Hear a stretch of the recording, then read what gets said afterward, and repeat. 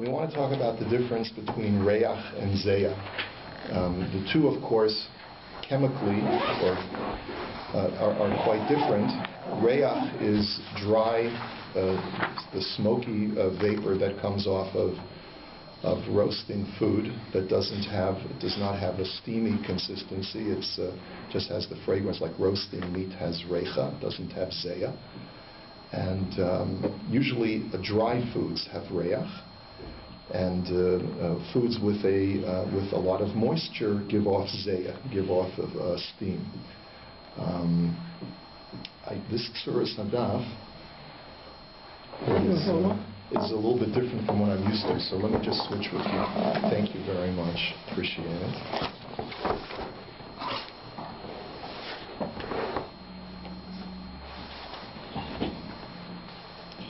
Okay, so what I wanted to do today is look at the Ramah in Sif Aleph of Siman Kuf Ches. And the only reason why I have any right to be here is because about 27 years ago, I wrote up a chabura that was published in the Kollel's Choveret. So it's still a little bit stuck in my head. I had a chance to review it. I was just looking at it last night. It was published in 1987. And it was right after the Patir of Rav Ruderman. So Rav Weinberg wrote his, in the opening words of the Choveret, he says, the B'nai Torah who wrote these words still had a chance to have some kind of dibuk with the Rosh Yeshiva.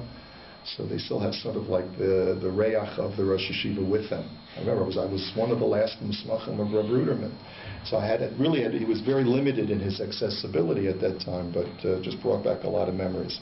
So for some reason, I was working towards smicha back then, and so in '86. And so I wrote a chabura on Reicha Milsa and how we deal with this halacha of zeya. And we know that zeya, even though there's a machlokas whether Reicha Milsa or not, but we know that zeya is treated by the Ramah and by the Rishonim as rotev mamish, as if something there was a liquid conduit connecting two items, which really creates a much more serious chibur. And so that's what the Ramah says. Im afu otsalu iser veheter tachas machvas echas megulin aser. The Ramah says as follows. If you take a look,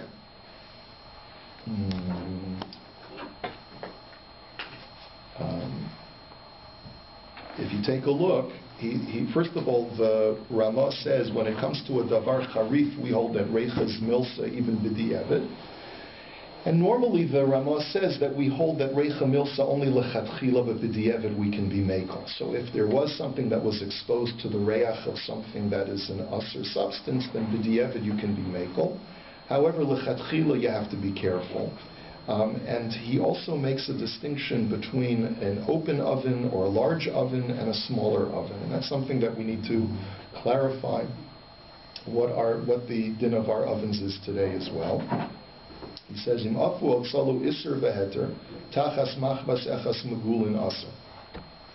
He says that if you bake or roast, and here we have to deal with what is going on over here. What is the way that the conduit is being created over here? You bake or roast an iser and a heter under one pan or one piece of sheet metal. That is sort of the covering both of them but not touching them. So you have, just imagine some kind of baking sheet that's suspended over two things. One is chaylev and one is shuman, and they're both roasting over fire. So they're both going to be aser. Afilu b'di'evet. And that's going to be true even b'di'evet. And we'll see why in just a second. V'hu adinim afu b'chi hagavna pasim basar. And similarly, if you did the same thing where you baked a loaf of bread next to a piece of meat under one machavas, even though they don't come to any physical contact whatsoever, nevertheless we say that the bread becomes fleishich and you can't eat it with milk anymore. But if you do it one after the other, if you cook meat or roast meat under this machavas, and then you remove the meat and you put in something that's dairy underneath it, then that's for sure not going to be a problem. Because reicha is only milsa, even in close proximity, when the original source of the isser is present. But if all that's left is absorbed reach into the machavas, so then that doesn't need to be contended with at all. That seems to be what the Ramah is paskening.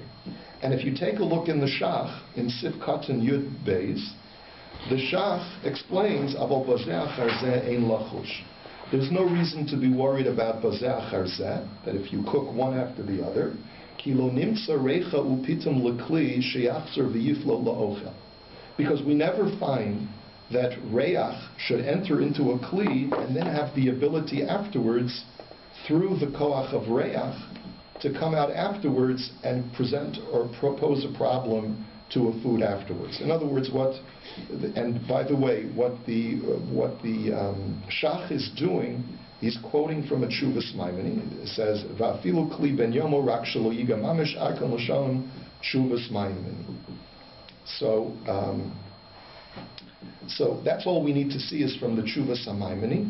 And it sounds like from what the Shach is quoting from this tshuva, and this tshuva is from Rav Meir Mirottenberg, who wrote all of the Ashkenazi psakim where he was cholek with the Rabbi, and this is quoted by the Ramah as well. In other words, the Magia of the Ramah tells you that the Ramah's halach is based on this tshuva's maimoni, and it's also based on a tshuva from the Isser Veheter, from the Rashba as well.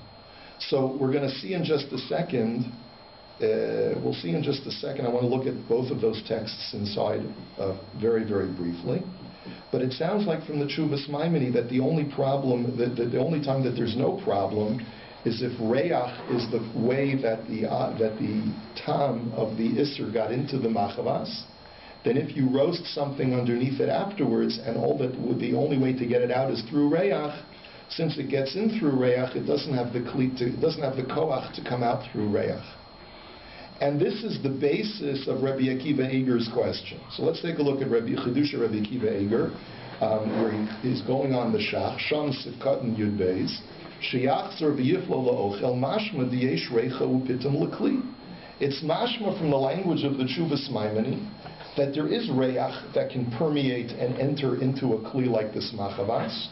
Rak de'ein chazak kol kach lachzor ulahafli la'ochel. But that it doesn't have the strength to exit the kli and to enter into the next object that is roasting under that same machavas. Do you understand the diuk that Rabbi Akiva Eger is making? Yeah. It sounds like from the language that it got in through reich, so it can't come out again through reich. That's too kalush, it's too weak. Yes? So v'kashali b'mesha kasav harama eli im kein hezia machvas mishneya. Imafu tchila ha'isr tachas machvas. Okay. So what did the Ramah say?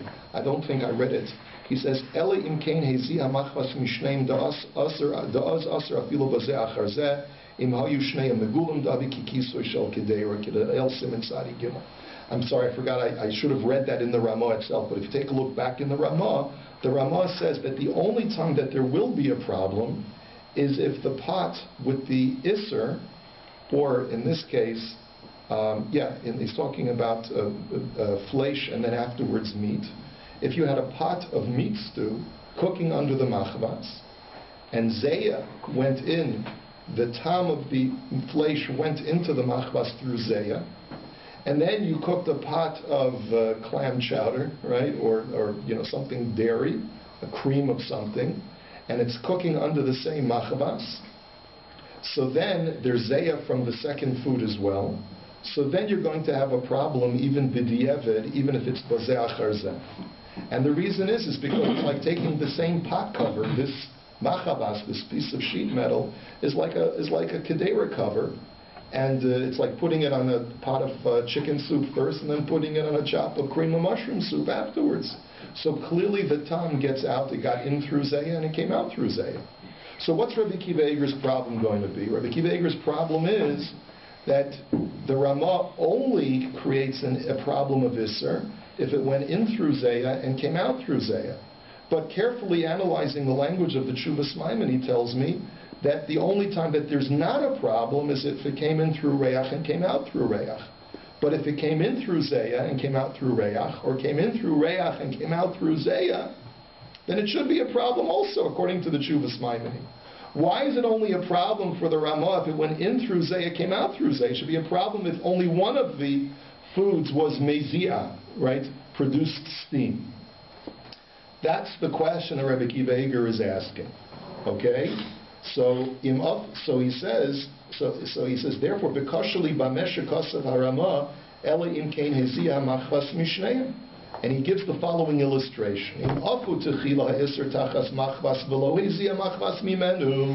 So let's say you're cooking a dry food that doesn't produce steam, and it only produces reyach.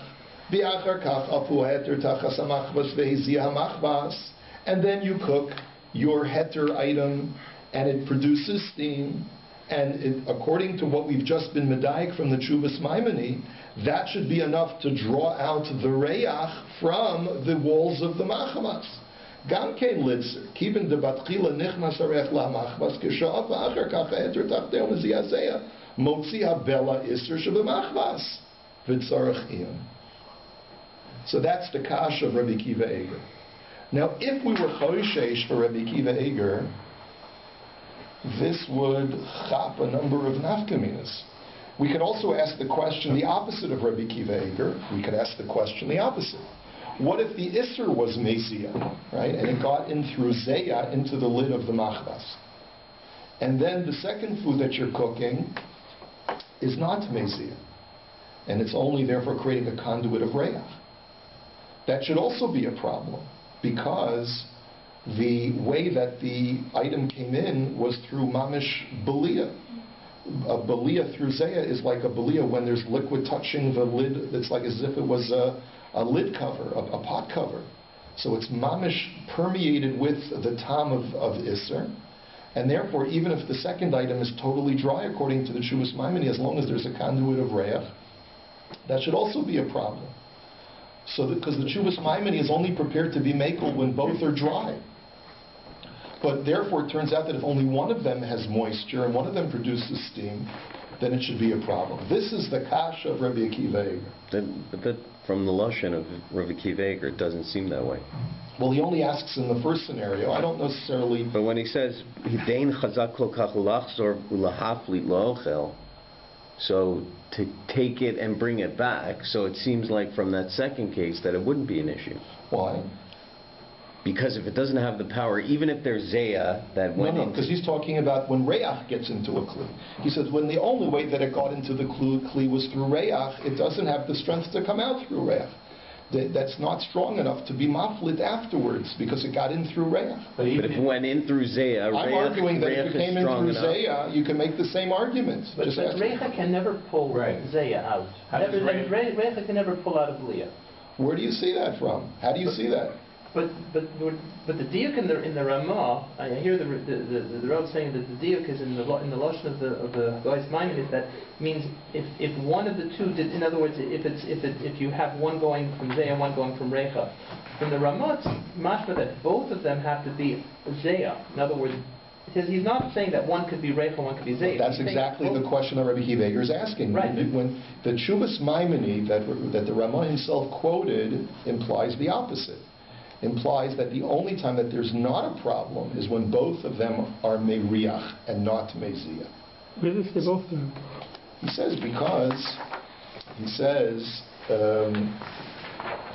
im afu otsalu iser beheter tachas machmas echas megulan asar afilu b'diavad v'odinim afu b'chaygan v'pasim basar salach lo b'chalav aval bazeh achar zeh ein lachush.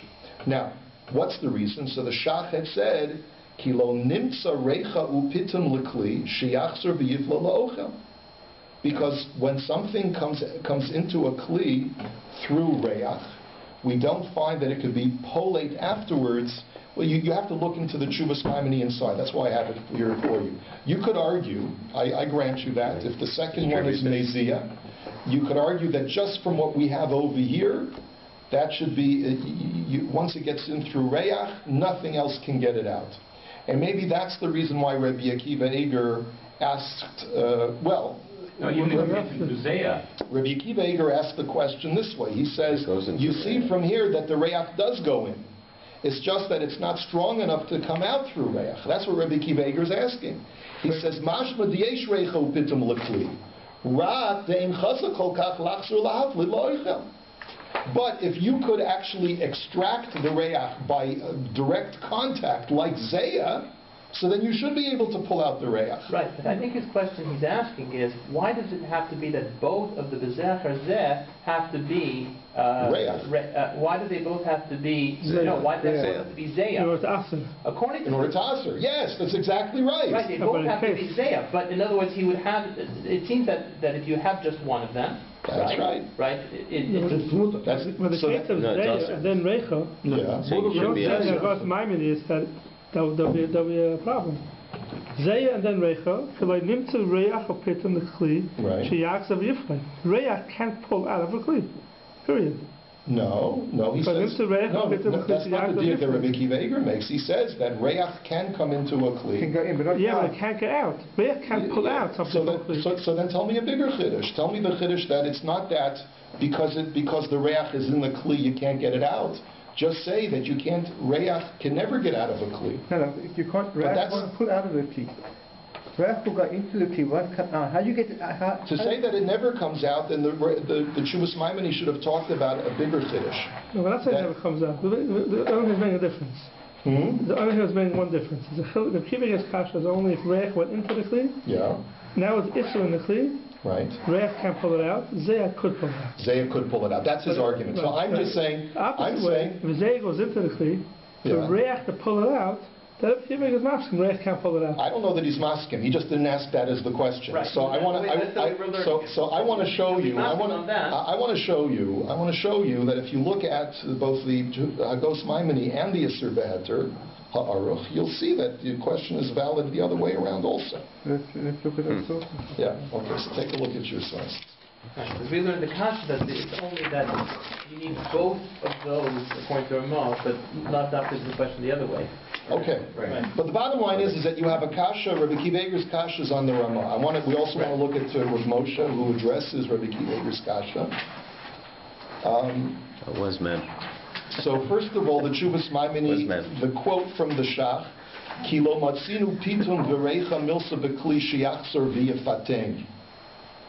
That seems to me, that's the language that I just underlined. Remember, the Tshuvas Maimoni is talking about two what you would Right. call, one is a pashtid and one is a paladin. Now, to you and me, those are meaningless terms, but they're like kugels. They're like dough kugels. One has schmaltz in it, and the other one has either milk or cream or cheese in it. And that was the poor man's kugel, right? So you bake one kugel, the fleischiche kugel, the pashtida, under the machvas, and then you bake the milchike kugel under the machavas. And the Tshuvas Maimoni says, and that's what I underline, Kilo matzinu pitum v'reicha milsa b'kli shiachzor v'yefatem.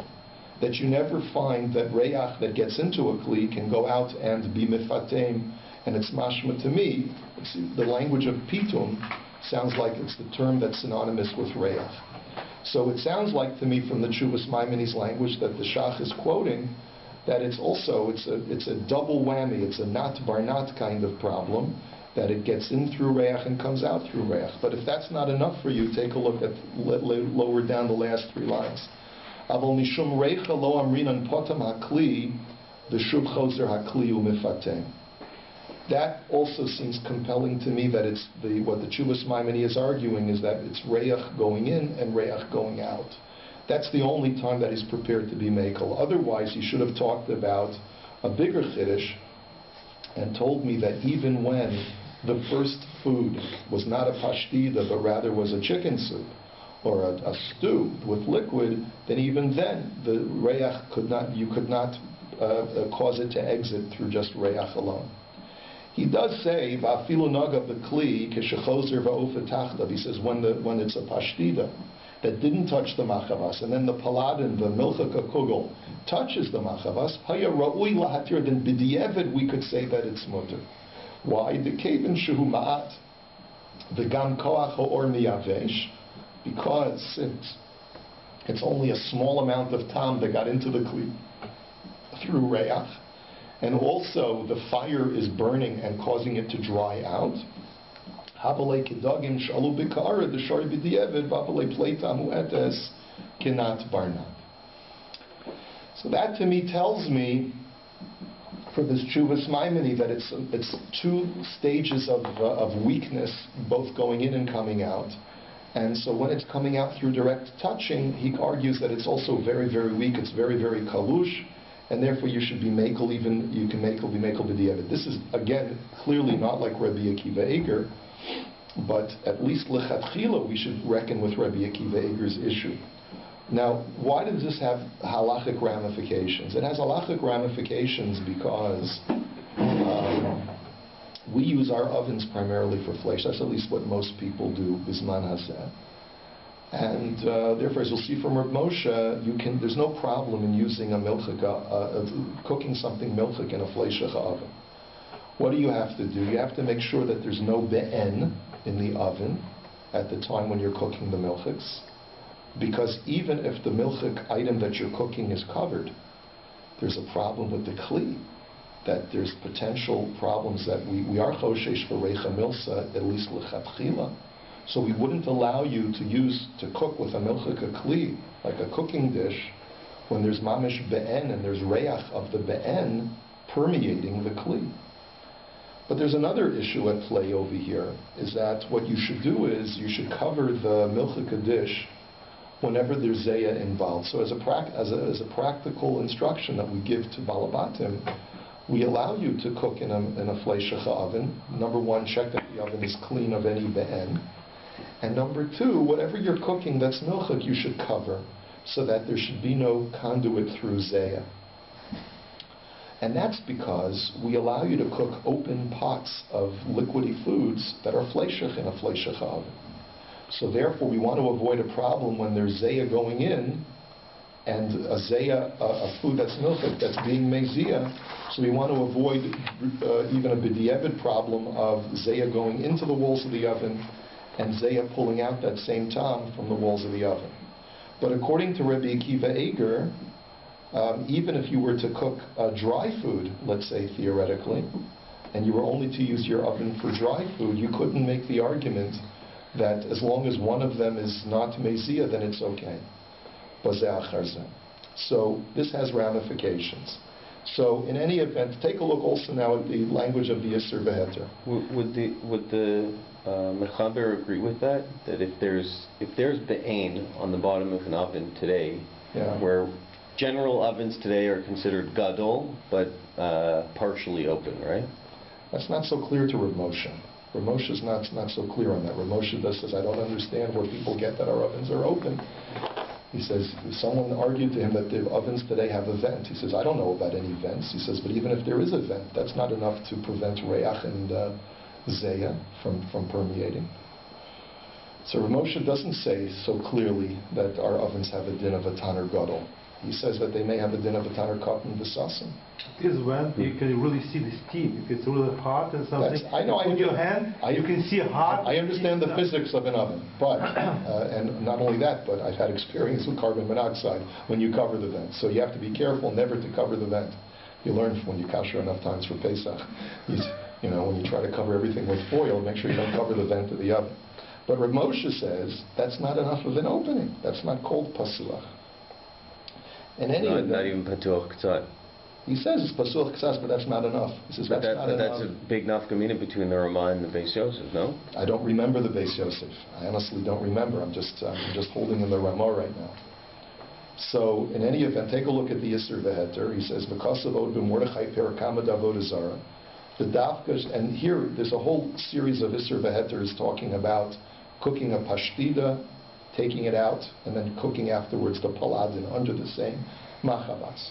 So he says, take a look at the Mordechai. He says, "V'davka shenefu yachal b'pam echas, avol pashtida v'yachakach paladin, v'tanur echad b'chimum echad otachas machvas echas b'chimum echas b'zeh achar zeh, v'lo nislabna b'intayim, and it wasn't kashered in between, v'hamachavas rechav v'lo naga b'shum echas mehen, mutter hakol b'di'evid, provided that it didn't touch one of them. So you see that the Yisr v'heter is more machmer than the Tshuvas Maimoni. Tshuvas Maimoni was prepared to be matir when one of them touched. But the Yisr v'heter sounds more like the Rabbi Kiva Eger, that if there's physical contact between one of them and the other one is only through reach, so Rabbi Lichtenstein, you see my point. Here it's v'lo naga b'shum echas me'en. It's not just that the second one was mezia and the first one was reach. It's even if the first one is mezia, which is the same as negia for all intensive purposes. If the first one is mezia and the second one is through reach, it's mashma from the Yisr v'heter, that's also going to be a problem.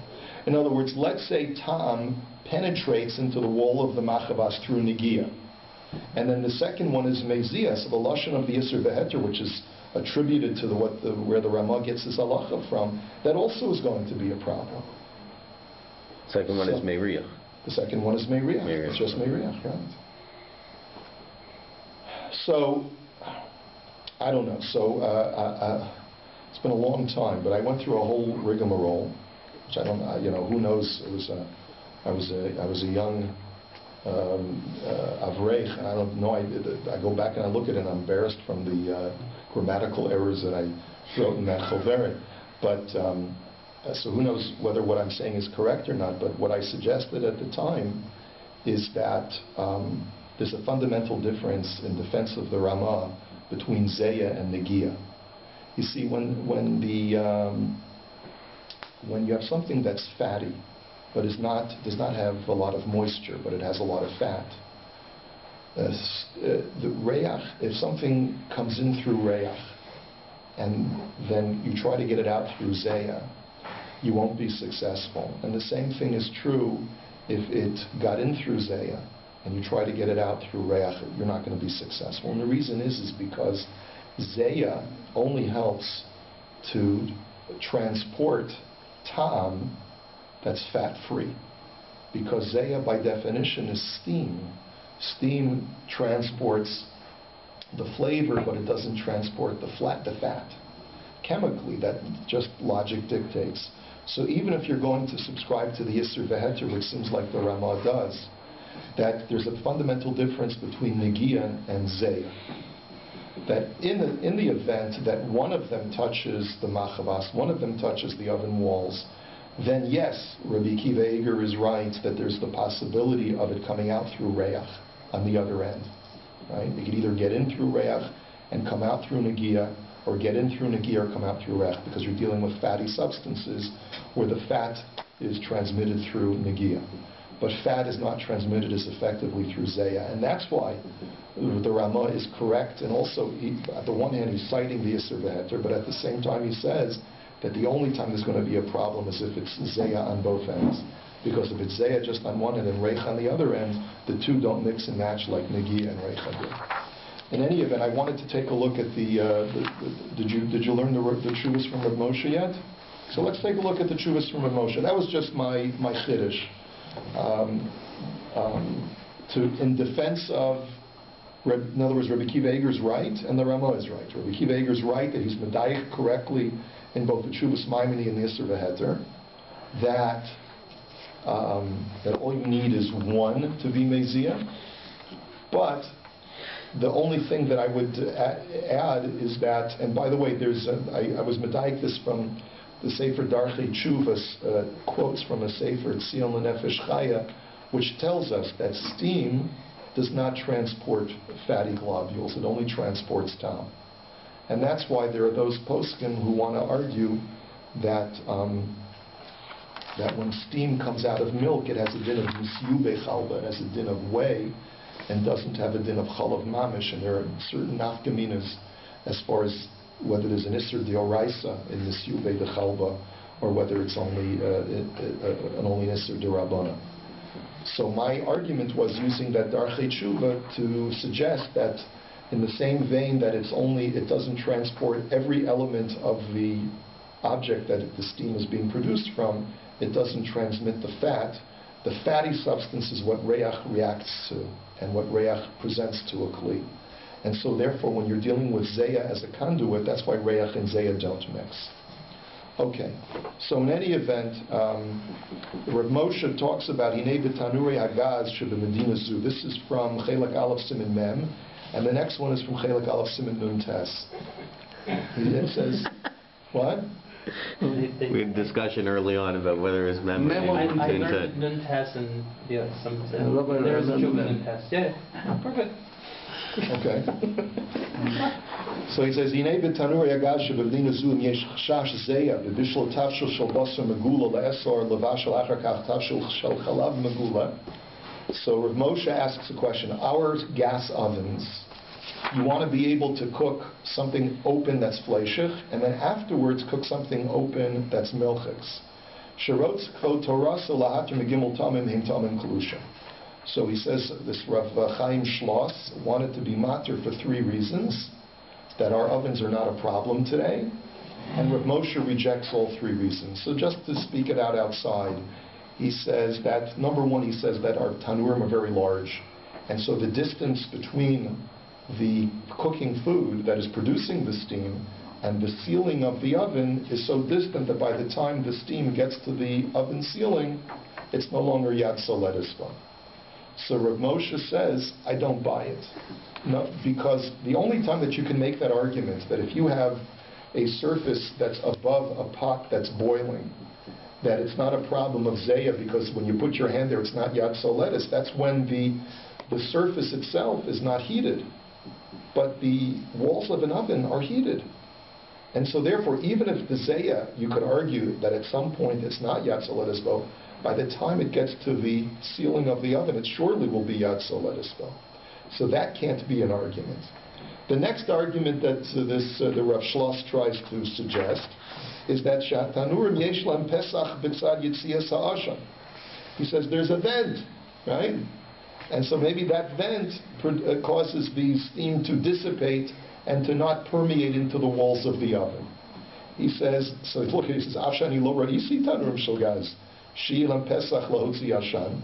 I says, I've never seen our ovens have such an escape vent, because usually they're built in such a way that they're not really visible. But there's always a vent.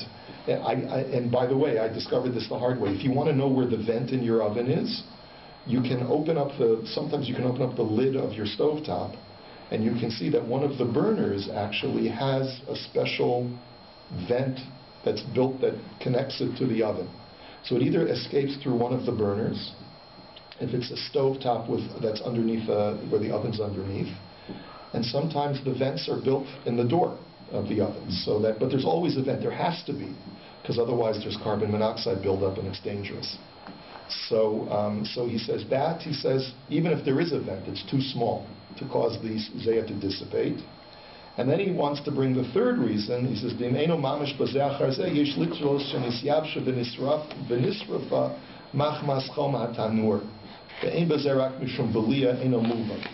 says, I don't understand your suggestion that the steam evaporates before it hits the walls of the oven. I don't understand. He says, if you're talking about the be'en, the actual gravy droplets that may splatter, he says that's not something that we're dealing with over here. We're talking about he says that might dry out. Okay, fine, but you can wipe that and clean that. That's not going to be a problem. We're talking about blios mamish, and blios mamish don't dry out before they permeate into the walls of the vessel. Okay, so if you turn to the following page, turn over your paper, he says, well, so we'll just do the last part of the tshuva. Therefore, Rav Moshe says, "V'lochenim hayazeya ein lahatir levashel tafshel basar v'tafshel chalav megula naf bazeh charzeh l'lisman meruba." So he says that we do not allow you to use the same oven to have open pots of both fleishich, steamy foods, and milchik, steamy foods, even if there's a long interval of time between the two of them, even if it's neinu ben yoma. We still don't allow you to do it lechatchila. Aval misufkani im choshishin b'stama l'zeya. But then Rav Moshe launches into a whole suffix. When do I have to be choshesh that a food produces steam or not? He says if you don't know for sure, then there are arguments to be made that sometimes foods don't produce steam. So for example, he wants to argue, bringing certain rayas that even melted fat, let's say schmaltz that melts in the heat, also doesn't produce zeya. It's got to be mamish liquidy. So Reb Moshe's conclusion is, so you have to know that it's dry. When it's something dry like a pizza, then you can cook a pizza in a fleishacha oven because you know for sure that the pizza is completely yavesh. And that's generally what the poskim say. Even though you put some sauce, a layer of sauce on the dough, that's not considered enough to be mezia because it's not liquidy enough and it's only a thin layer. So therefore, that's not considered to be mezia. I've heard poskim even distinguish between different types of casserole. If it's a liquidy casserole, then it produces zeya, and therefore it has to be covered. If it's a dry casserole, then you can cook it exposed. The dairy casserole can be cooked even exposed because it's not going to produce any zeya to pull out the tam that entered in through zeh. So, and then the Reb Moshe has actually very interesting last two paragraphs. He says, "Uvidavar hamichbar shenesimen hakadera aleha." What about the racks? He says, "V'ha'esh mitachtav v'lifa amim nishbach min hakadera aleha." I'm cooking a pot roast in my oven, or I'm cooking a roast duck or whatever it is. How often does it happen that gravy spills over the side when I'm doing my basting or whatever I'm doing, and as a result, be'en spills onto the racks? So the question now is, are the racks considered to be fleishich? And if the racks are fleishich, then I wouldn't be allowed to take my dairy casserole dish and put it and cook it directly on the racks. It's a very mistaver concern. Rav Moshe was like he really knew the mitzias. He says, "Im tzricha michbar miyuchad l'shel basar l'shel chalav, o sheyesh litlo shetam habasar o hachalav nisraf miyad." So the two sides of the suffix are as follows. On the one hand, maybe you could argue that you need to have two separate sets of racks. We'll allow you to cook in the same oven, but you need a separate rack that's milchik when you want to cook a milchik casserole. Or no, perhaps you could argue that because there's so much heat in the oven, that it doesn't have a chance to really be boleya into the oven rack because it gets burned as soon as it spills. So hinei hanidon hu rak al habe'en. So clearly he says, let's clarify this. The only shaila that we have is on spilled gravy. The mitzad habeliya im kishtei kedera shenagu zeba zed ha'in manichan al mechbar basar chadoma below kedera u'machvas shemuter af lechatchila. So one thing he says is clear. He says normally when you bake or cook in the oven, you don't put things directly on the rack. You put it in a container. So we know that even lechatchila, you're allowed to put one kli on top of another kli. The only thing that you have to be concerned about is if there's going to be actual be'en that's going to create a conduit between the two. So therefore, there's only a concern of be'en that may have spilled over to the side. Not that there could have been, when you're cooking the fleishich stew, that the kli itself transmits any belia into the oven rack. That's not possible. V'habe'en hu rak mitzad ma shenishbach al yedei harasicha, shehu rak davar lach shemisyavesh tekaf al tashel barzel, shehu al ha'esh shecham ma'od. Rav Moshe argues that it stands to reason that because the rack is very hot, that there's no opportunity for the gravy that spills to seep into the racks. It probably incinerates immediately. And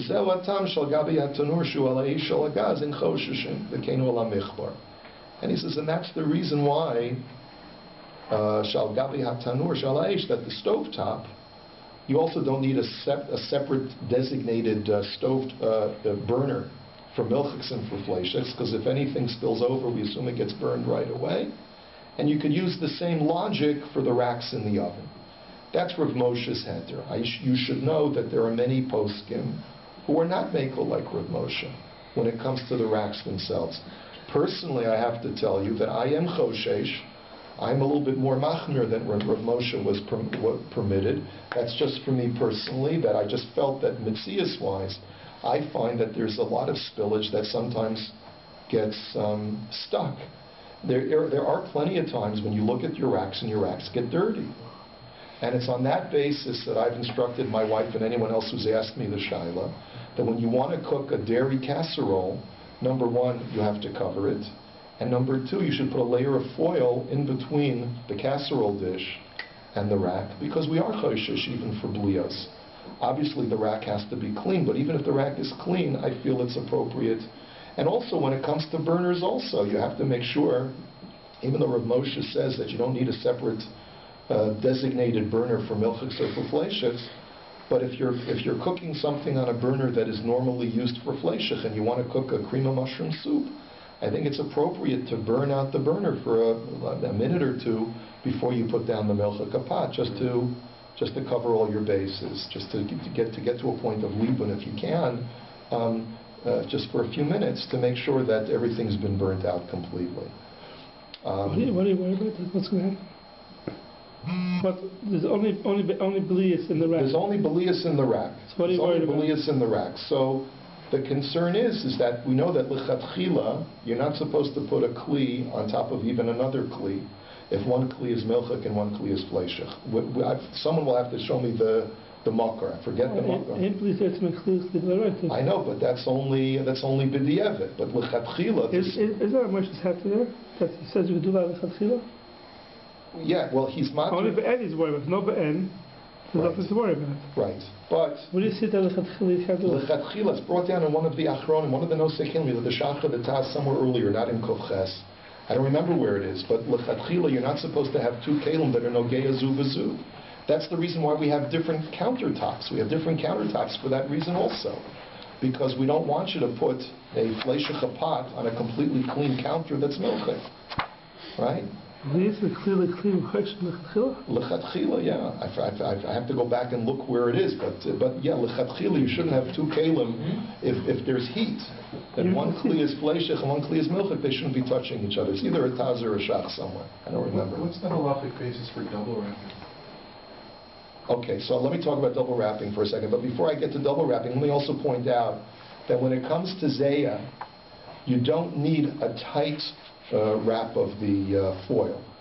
Only a light cover, even if it's not bent over, is perfectly acceptable. It's perfectly acceptable. The rough tumor is, we don't count on to that if it's not a ben yoma, right? If you didn't use the oven for 24 hours. No. When it comes to lichatchila issues, we don't distinguish between ben yom and ein ben yom. So even then? Yeah, even then, you would say. I always advise, from a practical standpoint, always put a layer of foil down. When you're dealing with a fleishicha oven, cover the top and put something down on the bottom to separate, to create a barrier between the casserole dish and the rack. Yeah. So there can't ever be an open milchik. You can't. If it's completely dry. If it's. I'm saying if it's like a lasagna. A lasagna that's non-liquidy, right? Where you didn't, where it's like you're using tomato paste or like a very thick marinara sauce, then it could be open. But if it's a soup, if it's fish in a gravy, then it would have to be in a cream sauce, then it would have to be covered. But it doesn't have to be a tight cover, it could be a very loose cover. It could be just a layer of foil that's put on the top, just lightly dropped down. Because that is enough to prevent zeya from escaping. Lahalacha. Zeya will escape, but it'll escape slowly, and that doesn't create a conduit. So the next tshuva from Rav Moshe, Rabbi Lichtenstein, I'm sorry, I didn't have time to look up all the things that are stuck in here.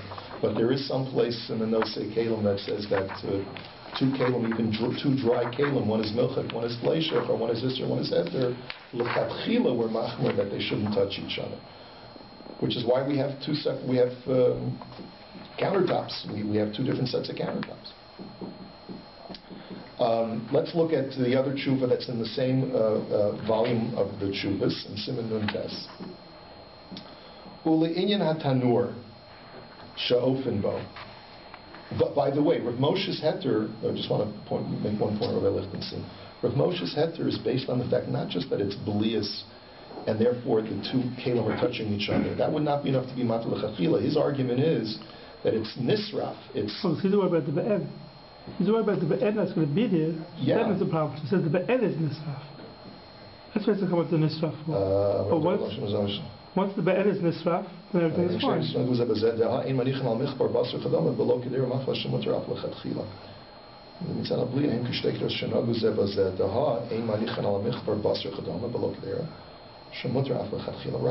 Right, he does say that. He does say that, yes. But there's somewhere, I forget now where it is, there's somewhere that says that kalim that are dry, you shouldn't lechatchila touch it, because you always have to be choshesh for spillage. No, the halacha in Tzimkuf Ches, they shouldn't put two pots next to each other, because the choshesh will be spritz one to the next. Yeah, no, but also choshesh for spillage, there will be a... That's when they both have food in them. If one's an empty pot, right, and don't chash, what are you worried about? Yeah, but this has food in it. You take a casserole dish. You take a casserole dish. It has food in it.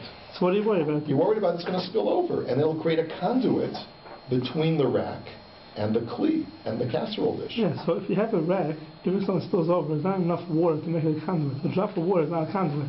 But what if it's a significant spillage? Sometimes. No, but it can't stay on the rack. The rack always is so you can't hold it on the rack. Oh, okay. So it's on that basis that Rav Moshe's makelis is because that'll get nisra. That you're saying that's the argument. The be'en will get nisra, and it won't create. The first thing, the basar that went onto the rack. Right. There's no be'en, so you put the chalav afterwards. Right. You don't have to worry about the old basar. You don't have to worry about the old be'en. Right. What about the bliyas? Right. So he says. It says clear, there's no problem. Right. But what about the fact that there may be new spillage? Oh, so it doesn't speak about that. I'm not sure. What? It doesn't speak about that. The new spillage. What are you worried about? So that'll create a conduit between the two. Because it's going to go through the rack. Otherwise, a drop of water will be there. That's not a conduit. It has to be enough water to be a conduit. No, but that's the reason why we're machmir, that we don't allow you to put two hot kalim next to each other. Not just because of the nitzotzos. Not just because of that. No, not just because of that. There's somewhere else. I don't remember. There's somewhere else that says that two kalim that have food in them, they shouldn't be nogezu because of something that'll spill over the sides. Yeah. Okay. So it could be Rav Moshe's not choshesh for it, but I have to tell you, experience tells you that a lot of things happen in the kitchen that are unanticipated. A lot of spillage does happen on a practical basis. Anyway, let's go look at the next tshuva. I'm only going to the last part of the tshuva. U'le'inyan hatanur she'ofen bo im yesh lishtamish b'zeachar zeh b'kederos megulos. It's the very same shaila. What time do we have until? Okay.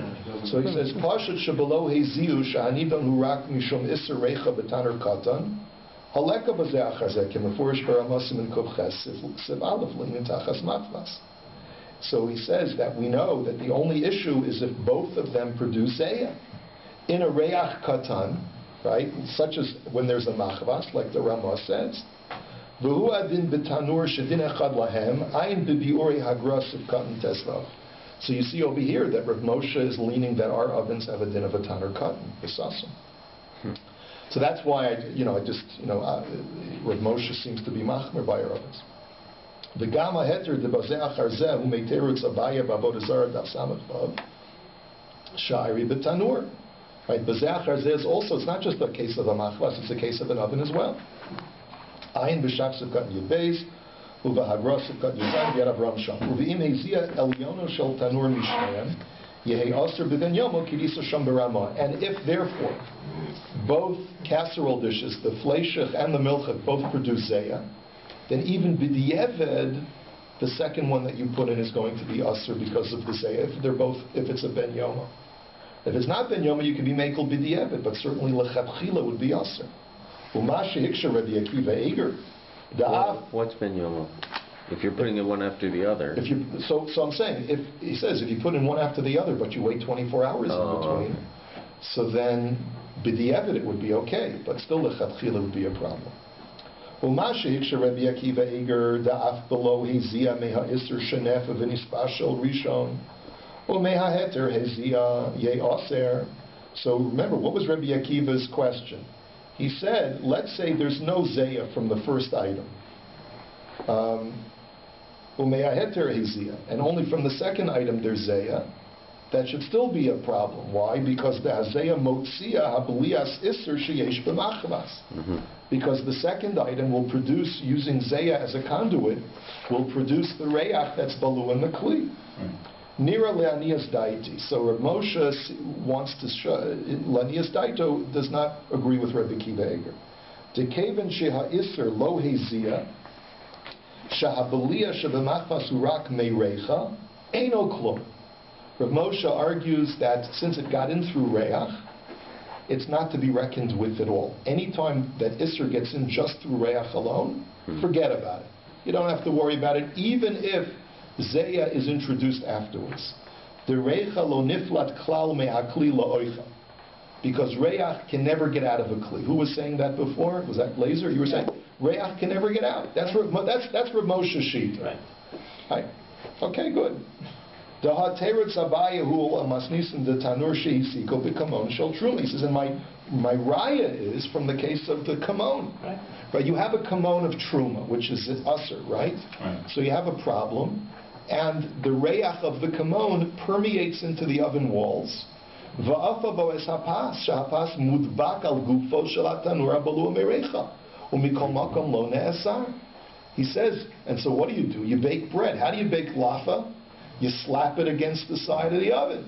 So that's mamish through negia, and yet you see that the bread is still mutter because since the kamon only got in through reach, then even negia afterwards will not be able to pull it out.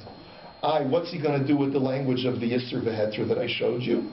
Okay, so tzarachin on the Yisr V'Heter. Rav Moshe is bringing a Gemara, right? He says,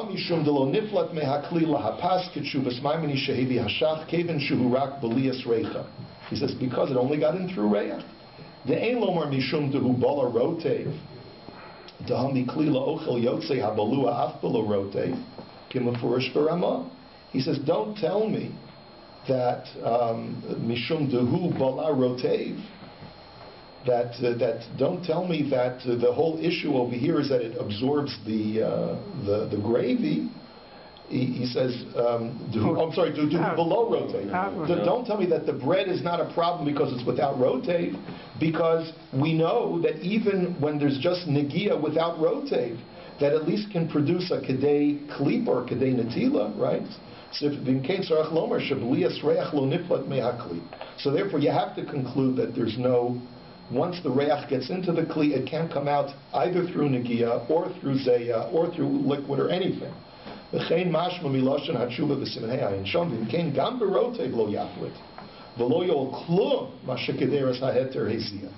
therefore it's not going to help at all.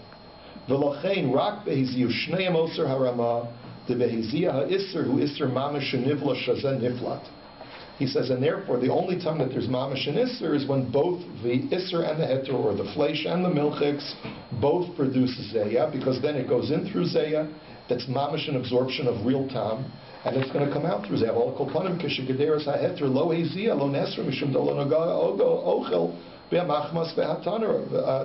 But if the heter does not produce zeya, like your pizza or your lasagna doesn't produce zeya, so then that's not a problem to cook it out in the open. Vayidei hazeyu keneged she'oser kli apan lo nachshov hazeya kirotev the mekli yotze gam below rotev.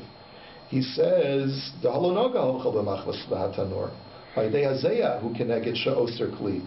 He says even if we don't consider zeya to be the same level of rotev, but it could still come out even without rotev if it's just through negia. So basically he says that zeya has to come from both the isser and the heter in order to get it out. V'gam mistaber shu kerotev v'tamua ma'od al Rabbi Akiva Eiger shehiksha v'od nisha v'tzarchi. And he says, I don't understand Rabbi Akiva Eiger, I don't understand.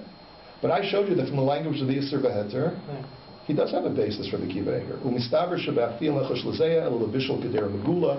And then Rav Moshe says, anytime you're baking, even like a batter, like you're baking a cake, and that's very liquidy. He says that's not zeya. He says the only time that there's zeya is when you're being mavashel something with actual liquid in the stew. Another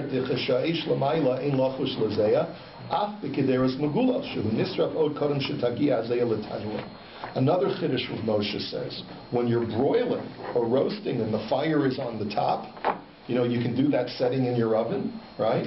So that when the heat is on top, the burner is on the top. You know what I'm talking about, right? Broiling, right? Baking. Right. So then, also, no problem with zayah. So here would be another heter according to Rav Moshe. You want to cook an open casserole that's milchik? Put it on the broil setting. And then you don't have a problem. You can leave it open. Because the zayah will rise, but it'll be incinerated before it has a chance to be nivla or to draw anything out of the walls of the oven. According to the Rabbi, we'd still put something underneath. I still feel you should put a layer of foil underneath. And by the way, it doesn't cost anything. I mean, it's like you're not losing anything. I don't. In other words, this is such an easy thing to do, where Ayin Roa, the Metzias tells us that there's so many times when the rack is not 100%. There also is an issue of be'en when it comes to the racks, because run your fingers over the racks in your oven, okay? Run your fingers, and especially when you get to the point of contact between the pieces of metal. It's never totally clean, and it's very hard to clean it. So that's why I just feel that it makes sense to just svara. It's a svara no sense. And by the way, I can tell you for sure that this is not just from me, because if it was just from me, I would tell you don't listen to me. But I'm sure that over the years I've heard this from other poskim as well. I'm sure of it, just because I know that I wouldn't be machmir on my own, like this is my own chiddush. I'm sure I've discussed this with other poskim as well. And this is a svara no senes that there should be, when you're putting down a casserole dish, you should put a piece of foil between the casserole dish and the rack. B'diavad, let's say. B'diavad is not a question, right? For sure that's not an issue, b'diavad. Unless I guess unless you see that there's like a slice of pastrami on your rack that you forgot to remove, Self-cleaning avoids all problems that wouldn't need it, any of these extra? Self-cleaning between milchiks and fleishiks is for sure no problem, but, and by the way, you don't have to wait so it's not even considered. You don't have to wait meis leis when you do a self-cleaning, because that's liban gomer. But I want to point out something. If you're scared that you have a balabusta who's going to be cavalier and be makol, okay, fine, tell her to self-clean. But my experience tells me that it's just the opposite. Our balabustas are ready to be much more machmir than the halacha requires. That's my experience. And so I don't want to have to end up with a guy coming to me and telling me that his electricity bill or his gas bill was $1,500 that month, because every time my wife wanted to cook a cheesecake, she put the oven on the self-clean, right? In other words, and then, the house becomes stuffy, uncomfortable, it starts to stink, and it's going to create shalom bayis problems if you tell everyone to put on the self-clean every time. So why should you have to go to the self-clean resort? Of course, yeah, you can buy a second oven too. You can do a lot of things, but there's no reason to. You talk about double wrapping. Double wrapping. Double wrapping, why do we do double wrapping? We do double wrapping when we want to cook in an oven that is treif. So I believe that the reason for double wrapping is because you have to worry about be'en. That's the reason for double wrapping. When you, let's say, the airline meals, or any other time that you have a meal heated up in a restaurant or a hotel that's not kosher, and for whatever reason you have to eat there. So that's why you require double wrapping, because they're putting stuff maybe they're heating it up together with something that's not kosher. There could be open chazer stew cooking right next to your food. So if you only had one wrapping, then the kli is absorbing blias of chazer. So therefore it's got to be double wrapped. So that would... How's absorbing blias? Because of the zayah. There's zayah all around. There could be splashing, there could be zayah. You don't know what else is in that oven at the same time that your food is being cooked. But if it's in a kederut, it's protected. Yeah, right? but the kederut itself is absorbing. The kederut itself might be absorbing Isser, and then if your food has liquid as well, so that it'll absorb from the walls of the kederut. So that's the reason why the general rule is have a double wrapping. That way you avoid the problem, because the outer wrap will absorb any kind of blias from zayah or from nitzotzos, from splashing or anything like that, and you remove that and everything's fine. That's the reason for the double wrapping, and that's what there will be, or the aluminum pan or whatever it is. That's the first. So the regular wine you bought, somebody, present a goy, those non-kosher wine. No, wine is a different issue. No, the question is, you're allowed to have hana, right, from goyish wine. At the end of the sheet, we ended up with this. Or stam yenam. Stam yenam. Whether you're allowed to give The it as a Ramah is present. machmir on hana from stam yenam. No, Ramah is mekel. I shouldn't say that. The Ramah is mekel, but many other achronim are machmir. So what's the final halacha? Somebody give you like a goyish wine. Can you give somebody one on the When right? people ask me, we had this, didn't we have a sukkah share on this? I told them, they didn't So believe go me. on kosher tube. I don't remember what I said, but go to kosher tube. I remember. He said no. I said no. I said there's one heter that I can think of that was suggested to me that makes sense. You can leave it. The machlek is between the Ramah and his, not a machlek, is a stira with his chuvas a Ramah. In the Ramah here, he writes that it's aser, but in the chuvas Ramah, mutter, and in the chuvas Ramah, he writes that it's aser. Down before the toilet, right? It's a hefsed, it's mutter. That's what they did. Right, only in the case of hefsed is it mutter. What's called hefsed? So if someone gives you Someone gives me a gift, it's not a When hefsed. they have a bottle of wine. What? That's They not a have a hefsed. wine. That's So not what a else? hefsed. A hefsed is when I've laid out money. they don't believe it. If someone is, the example that the Ramah gives, if someone is paying me for goods or services, and he's paying me with stam yenam, Right. so for me to destroy that is a hefsed, because then I'm losing money. But if someone gives me a gift, there's no hefsed involved. There's no hefsed involved. It's pure. It's kulo rebach. So therefore, the only heter that thank you for the Shulchan Aruch. The only heter that I can think of is if you just leave it out in a place that's hefker. Let's say you leave it out in your workplace or whatever it is, and no one is allowed to know who left it there. Because as soon as they know that it was you who left it there, then you're getting hana from it.